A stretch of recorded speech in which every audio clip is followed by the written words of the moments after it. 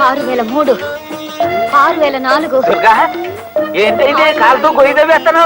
పెజవాడలో బెల్లం బుజ్జమ్మ తులసి కోట చుట్టూ 10,000 ప్రదక్షిణాలు చేసి రికార్డు స్థాపించిందంట.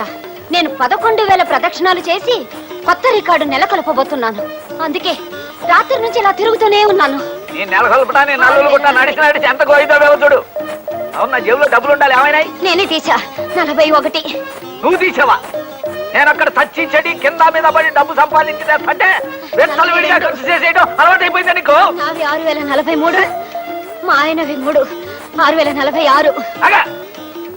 అక్కడ ఒళ్ళు పొగరెక్కి కొట్టుకుంటున్నావే నువ్వు. ఏమిటి ఊరుకునే కొద్ది నోరు లేస్తోంది? ఒకసారి లోపలికి రా.